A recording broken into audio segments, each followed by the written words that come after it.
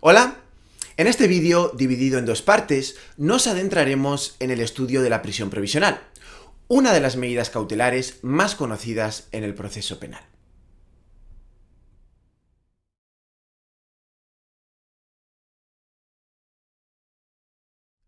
Se trata, sin duda, de una de las medidas cautelares personales más importantes, o la más importante. Y es que la prisión provisional equivale en muchos sentidos a una auténtica pena privativa de libertad, a una pena de prisión. Podemos decir que incluso desde el punto de vista penitenciario, la prisión provisional puede ser incluso peor que una pena de prisión, puesto que los internos preventivos, que son las personas que están en prisión sometidas a una medida cautelar, no pueden acceder a permisos ordinarios de salida, ni tampoco a regímenes de semilibertad, como el tercer grado. Pero vamos por partes. Vamos a comenzar en primer lugar este vídeo por la definición, y nos vamos a preguntar ¿qué es la prisión provisional? Podemos definir la prisión provisional, como vemos en la pantalla, como una medida cautelar que consiste en la privación de libertad de la persona que está sometida a un procedimiento penal. Normalmente supone su ingreso en un centro penitenciario mientras se encuentra pendiente el procedimiento. Digo normalmente porque existen otras modalidades que permiten el internamiento en otros lugares como centros de desintoxicación o un domicilio particular. Bueno. La prisión provisional, como todas las medidas cautelares que afectan a las personas, por supuesto, tiene que ser proporcional al fin que se pretende, que no es otro que evitar los peligros que supone la demora del procedimiento penal, es lo que se suele denominar en derecho procesal periculum in mora. Pero es que, además, respecto a la prisión provisional, se dice que tiene que garantizarse, además, que sea subsidiaria, proporcional y excepcional. Tres atributos que son característicos de esta medida cautelar de la prisión provisional. Subsidiaria, porque se dice que la prisión provisional solo puede adoptarse cuando sea necesario. Aún más, cuando no existan otras medidas menos gravosas para conseguir el objetivo que se pretende con una medida cautelar. O sea que si esa finalidad puede conseguirse con otras medidas cautelares menos lesivas, la prisión sería la libertad provisional, incluso en cumplimiento de ciertas medidas, pues debemos evitar privar de libertad a una persona y debemos evitar aplicar la prisión provisional. Esto es lo que nos vendría a decir el artículo 502 de la Ley de Enjuiciamiento Criminal. Además, la prisión provisional también tiene que ser proporcional, en realidad como todas las medidas cautelares, pero en respecto a la prisión provisional, obviamente, a la hora de decidir si se adopta o no esta medida, deben tenerse muy en cuenta una serie de circunstancias que luego veremos y que menciona además expresamente la Ley de Enjuiciamiento Criminal. Y finalmente, la prisión provisional es una medida excepcional. Todas las medidas cautelares lo son en cierto modo, pero más aún la prisión provisional. Porque ya he dicho antes que la prisión provisional es prisión. O sea, que esto es una cosa muy seria, porque estamos mandando a prisión a una persona que sabemos que es inocente, porque todavía no ha sido condenada en sentencia firme. Por eso, la prisión provisional está sometida a una serie de requisitos muy estrictos. Y también su duración va a tener que ser necesariamente temporal y limitada en el tiempo. Bueno, ¿y quién puede acordar la prisión provisional? ¿Quién puede acordarla? Pues desde luego solamente un órgano judicial, solamente los juzgados y tribunales. Y por tanto, por supuesto, no puede un órgano administrativo. Normalmente asociamos la prisión provisional con un juzgado de instrucción, y es correcto. Pero decir que también pueden tomar decisiones sobre la prisión provisional, pues el juzgado o tribunal que conoce de la causa, es decir, quien va a enjuiciar el delito correspondiente. Por tanto, no solamente los juzgados de instrucción. Por supuesto, todo esto hasta que la sentencia sea firme, porque cuando se dicta una sentencia firme, acaba el procedimiento penal y desde luego tienen que finalizar todas las medidas cautelares. Habrá entonces que hablar de cumplir una pena, en su caso. Pero, desde luego, habrá que alzar todas las medidas cautelares. Bien, vamos ahora con una de las partes más importantes de este vídeo sobre la prisión provisional, que son sus requisitos, es decir, los requerimientos para poder adoptar esta medida cautelar según dispone el artículo 503 de la Ley de Enjuiciamiento Criminal. Y aquí distinguimos, por un lado, vamos a ver un requisito objetivo que tiene que ver con el delito cometido y con la pena asociada a ese delito. También un requisito subjetivo que tiene que ver en este caso con la persona que aparece como responsable criminal de ese delito. Y finalmente, un requisito teleológico que se refiere a los fines o a los objetivos que se persiguen con esta medida. Vamos a comenzar en primer lugar por analizar el que llamamos requisito objetivo. Sobre el requisito objetivo tenemos, en primer lugar, una regla general, que consiste en que existan uno o varios hechos constitutivos de delitos que estén castigados con una pena cuyo máximo sea igual o superior a 2 años de prisión, como nos dice la ley de enjuiciamiento criminal. O sea, se refiere a el límite máximo de la escala penal. Ese límite máximo de la escala penal tiene que ser de 2 años de prisión o superior. Por tanto, para empezar, ya vemos que cuando la pena prevista para el delito es de otra naturaleza, no es de prisión, por ejemplo, una pena privativa de derechos, pues no se va a poder adoptar la prisión provisional. Pero esto he dicho que es la regla general, y es que toda regla general tiene sus excepciones.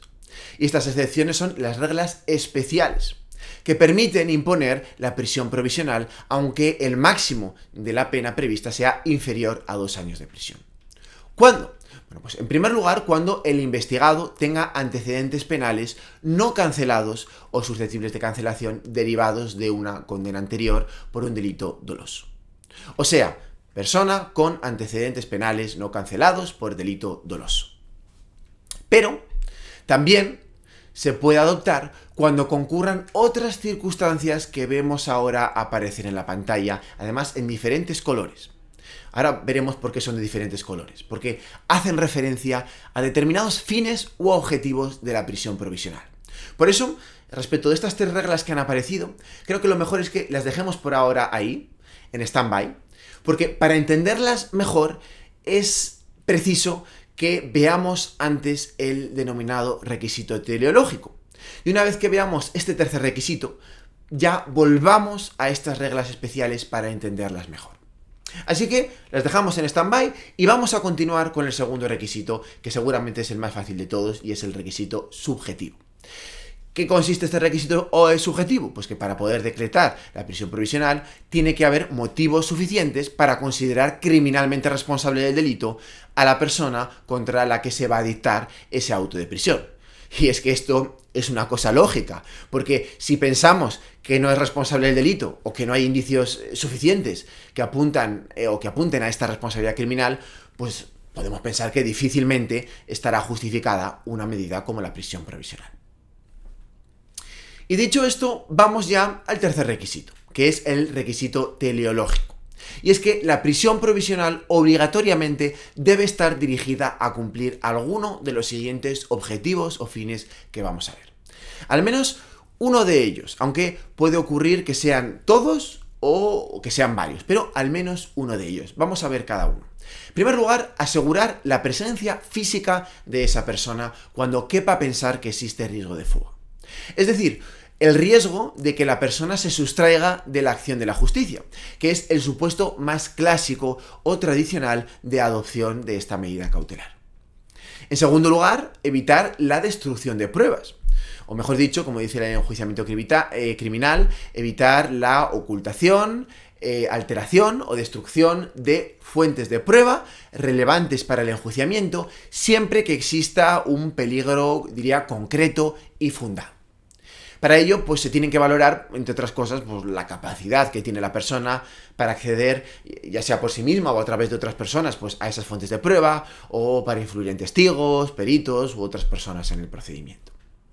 En tercer lugar, la tercera posible finalidad es evitar que el investigado pueda actuar contra bienes jurídicos de la víctima, o mejor dicho, de la presunta víctima. Es decir, que vuelva a atacar a la persona que presuntamente había atacado antes. De hecho, esto se va a tener en cuenta especialmente cuando se trate de las personas del artículo 173.2 del Código Penal, es decir, casos relacionados con la violencia de género y la violencia doméstica. Y finalmente, el último de los fines u objetivos a los que puede ir dirigida la prisión provisional es evitar el riesgo de que el encausado cometa otros hechos delictivos. es decir, evitar la reiteración delictiva, en este caso en relación a cualquier víctima. Se dice que para valorar este riesgo se atiende a las circunstancias del hecho y a la gravedad de los delitos que puedan llegarse en su caso a cometer. En este caso, solo por delitos dolosos. Bueno, recapitulando lo que hemos dicho hasta ahora, para completar este cuadro, ¿verdad? En primer lugar, hemos dicho que 3 requisitos de la prisión provisional, ¿verdad? Deben cumplirse todos ellos. Hemos hablado de un requisito objetivo, de un requisito subjetivo y del requisito teleológico. En el último caso, en la prisión provisional, respecto al requisito teleológico, debe buscar alguno de estos 4 fines que hemos enunciado, al menos uno de ellos. Pero antes de terminar, como he prometido antes de terminar esta parte de los requisitos para adoptar la medida, vamos a volver otra vez al requisito objetivo. Porque antes he dicho que la regla general es que, respecto al requisito objetivo, la regla general es que constara en la causa la existencia de uno o varios delitos que estén castigados con una pena cuyo límite máximo sea 2 años de prisión o superior. Eso hemos dicho. Pero también hemos dicho que podía adoptarse la prisión provisional, aunque la pena privativa de libertad tenga una duración inferior, si, como he dicho, resulta que el encausado tenga antecedentes no cancelados ni susceptibles de cancelación derivados de condenas por delitos dolosos, como regla general. Pero todavía nos quedaba por referirnos a las restantes reglas especiales que veíamos ahí en la pantalla en colores. Porque, como he dicho antes, para entenderlas mejor, era necesario haber examinado antes los fines de la prisión provisional, es decir, el requisito teleológico. Así, vamos a ver que si la finalidad de la prisión provisional es evitar el riesgo de fuga, asegurando la presencia de la persona mediante la prisión provisional, en este caso, cuando hayan sido dictadas al menos 2 requisitorias para la búsqueda y captura, es decir, 2 búsquedas y capturas, en los 2 años anteriores, solamente cuando la finalidad de la prisión provisional es evitar el riesgo de fuga, va a poder prescindirse de este requisito de que el límite máximo de la pena sea igual o superior a 2 años. Esta respecto de la primera regla especial, o segunda, según como lo miremos, la que aparece de verde. Por otro lado, en relación con otro requisito, el rojo que vamos a ver ahora, cuando el objetivo de la prisión provisional es evitar que el encausado actúe contra bienes jurídicos de la víctima. En este caso, también se va a poder adoptar la prisión provisional, aunque el delito no esté castigado con una pena cuyo límite sea igual o superior a 2 años de prisión, como he dicho, al tratarse de estas personas del artículo 173.2. ¿Por qué? Porque el objetivo de la prisión provisional tiene que ser, en este caso, evitar que el encausado actúe contra bienes jurídicos de la víctima, víctimas del artículo 173.2. Y finalmente, cuando el objetivo de la prisión sea evitar la reiteración delictiva, en ese caso también se puede adoptar la prisión provisional, aunque no se cumpla el requisito general, repito, de que esté castigado con pena de prisión cuyo máximo sea igual o superior a 2 años, si resulta que puede inferirse que el encausado actúa concertadamente con otra persona, de forma organizada, para cometer hechos delictivos o bien realiza sus actividades con habitualidad. Este sería, por tanto, el esquema general de los requisitos que deben concurrir para poder decretar la prisión provisional, en un intento de resumir, esquematizar y hacer un poquito más asequible, más sencillo, el artículo 503 de la Ley de Enjuiciamiento Criminal, que es el que lo regula. Una vez que hemos visto los requisitos para su adopción, vamos ahora con un aspecto también fundamental, que es el relativo a su duración. La verdad es que la Constitución española también se refiere a la duración máxima de la prisión provisional, lo hace en el artículo 17.4, pero lo hace para remitirse a una ley. No la regula expresamente, sino que se limita a remitirse a una ley. Y esta ley es la Ley de Enjuiciamiento Criminal. Y es que la Ley de Enjuiciamiento Criminal establece los límites máximos de duración de la prisión provisional, y lo hace en el artículo 504, estableciendo 2 tipos de límites. uno relativo y otro de carácter absoluto. El límite relativo es, por su propia naturaleza, variable, relativo, es decir, variable en función de las circunstancias de cada caso, en función de lo que se necesite en cada caso. Por eso se establece que la prisión provisional durará el tiempo imprescindible para alcanzar cualquiera de los fines que hemos visto anteriormente, y siempre y cuando subsistan los motivos que justificaron su adopción. Pero por otro lado, también establece unos límites absolutos. Son, digamos, plazos máximos que no se van a poder superar en ningún caso, sin perjuicio de que puedan establecerse determinadas prórrogas, que es otra cuestión. Pero no se van a poder establecer como límites máximos, no se van a poder superar en ningún caso. Límites máximos junto con sus prórrogas. El problema que tenemos aquí es que no se establece un único plazo máximo absoluto, sino que estos plazos varían en función de diferentes circunstancias, como la duración máxima de la pena, de la pena que lleva aparejada el delito, o la finalidad asignada a la medida cautelar. Esto es precisamente lo que vamos a ver a continuación con un poquito más de detenimiento. Vamos a tratar de distinguir, en primer lugar, en función de la finalidad asignada a la medida. Y es que, según la finalidad asignada a la medida, si la finalidad de la medida es evitar la destrucción de pruebas, que es el supuesto más sencillo, es decir, evitar la ocultación, alteración o destrucción de fuentes de pruebas relevantes para el enjuiciamiento, como he dicho. Bueno, en estos casos, el plazo máximo de esta medida va a ser de 6 meses. 6 meses y además no cabe ningún tipo de prórroga. Cuando la única finalidad de la prisión provisional sea esta, no se van a poder superar los 2 meses de ninguna manera. En cambio, si se trata de cualquiera de las otras finalidades que hemos visto antes, de las 3 restantes finalidades, ya sea evitar la fuga, asegurando la presencia física, sea evitar que se atente contra bienes jurídicos de la víctima o de otras personas, es decir, evitar la reiteración delictiva, cualquiera de estos fines, en ese caso dependerá de la pena prevista en abstracto para ese delito. Y dependerá de si tiene señalada una pena privativa de libertad igual o inferior a 3 años o bien superior a 3 años. Se entiende el límite máximo asignado a esa pena, claro. Si resulta que la pena prevista es igual o inferior a 3 años, no va a poder exceder de 1 año de duración la prisión provisional.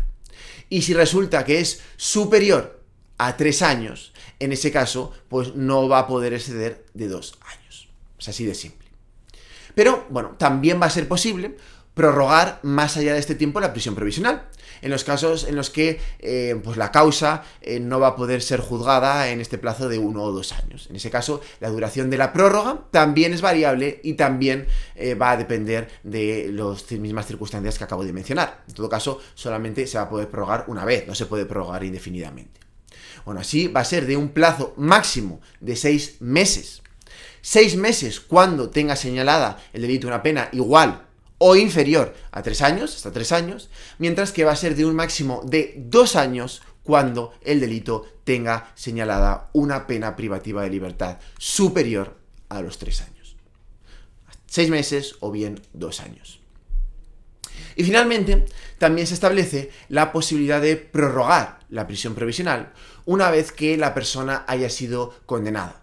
Pero condenada en sentencia definitiva, no en sentencia firme.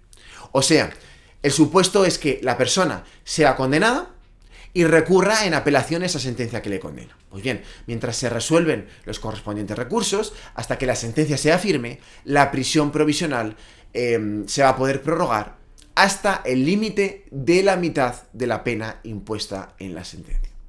Es muy sencillo, ¿no? Por ejemplo, si resulta que la sentencia definitiva condena pues, a 10 años de prisión, pues la mitad serán 5, que será el máximo que va a poder durar la prisión provisional hasta que la sentencia se haga firme.